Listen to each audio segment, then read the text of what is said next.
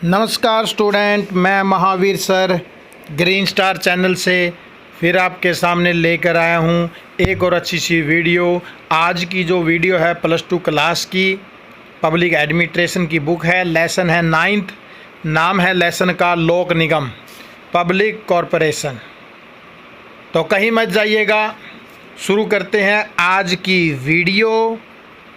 Question है लोक निगम का अर्थ और इसकी मुख्य विशेषताएं इस प्रकार है कि लोक निगम का क्या अर्थ है कि अंग्रेजी के कॉरपोरेशन शब्द का हिंदी रूपांतरण है निगम। हिंदी में निगम का शब्दार्थ है निरंतर चलता रहने वाला व्यापारिक संगठन। लोक निगम की मुख्य विशेषता यह है कि उसके सभी सदस्य एक व्यक्ति के रूप में कानूनी तौर पर काम करते हैं।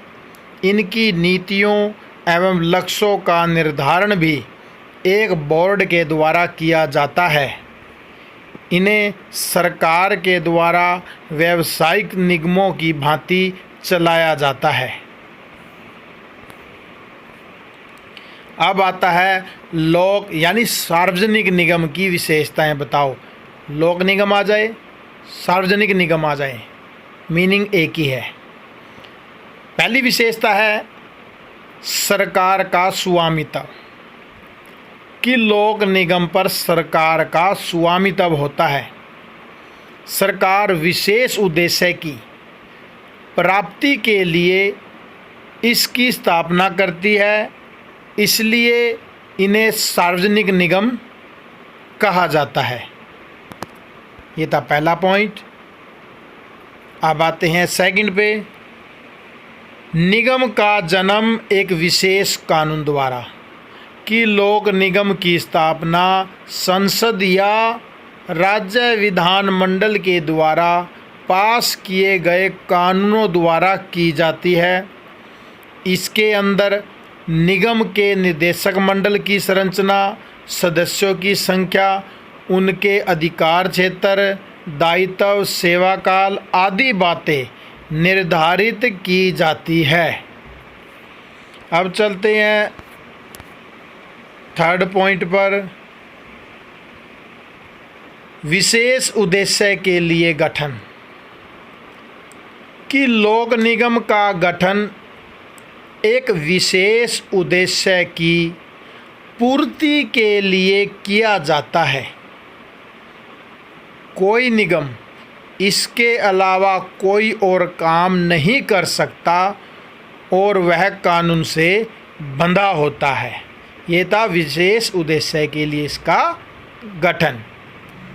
अब चलते हैं फोर्थ पॉइंट पर कि दिन प्रतिदिन प्रशासन का उत्तरदायित्व निर्देशक मंडल द्वारा कि प्रत्येक लोक निगम के प्रबंध के लिए एक निदेशक मंडल होता है। इसके अध्यक्ष और कुछ सदस्यों की नियुक्ति सरकार द्वारा की जाती है। हर रोज निर्णय लेना और उनको लागू करना इसी मंडल का कर्तव्य होता है। ये था फोर्थ पॉइंट। अब चलते हैं फिफ्थ पॉइंट पर। निगमित दर्जा कि प्रत्येक लोक निगम को एक निगमित दर्जा मिला होता है। कहने का भाव है कि कानून की नज़र में निगम का दर्जा एक व्यक्ति की तरह होता है। वही संपत्ति रख सकता है, उसे बेच सकता है, वह किसी के खिलाफ मुकदमा कर सकता है या कोई उस पर मुकदमा कर सकता है। अदालतों में निगम के खिलाफ मुकदमा किया जा सकता है, लेकिन सरकार के खिलाफ नहीं। छठा पॉइंट है वित्तीय स्वायत्तता। वित्तीय यानी पैसे से संबंधित मामला। स्वायत्तता होती है स्वतंत्रता कि स्वायत्तता का अर्थ है सीमित दायरे में स्वतंत्रता। लोक निगम की वित्तीय मामलों में स्वायत्तता होती है।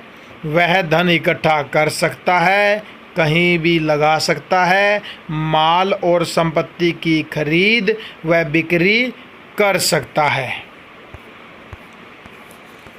अब चलते हैं इसके आखिरी पॉइंट पर। सरकार के प्रति जवाबदेह। सरकार के प्रति जवाबदेह कि लोक निगम सरकार के प्रति जवाबदेह होता है। उन्हें समय समय पर सरकार के नीति निर्देशों के अनुसार काम करना होता है और अपनी वार्षिक रिपोर्ट और दस्तावेज सरकार के सामने पेश करने होते हैं। तो आज का जो हमारा फर्स्ट क्वेश्चन था 9th लेसन का, यहीं समाप्त होता है। मुझे आशा है कि आपको ये मेरा क्वेश्चन समझ आ गया होगा। किसी भी क्वेश्चन, किसी भी पॉइंट में कहीं भी कोई डाउट हो तो आप मेरे से कमेंट करके पूछ सकते हैं। कल हम मिलेंगे। नेक्स्ट क्वेश्चन है लोक निगम के विकास के कारणों का वर्णन करो। ये करेंगे हम कल। तो जय हिंद, जय भारत।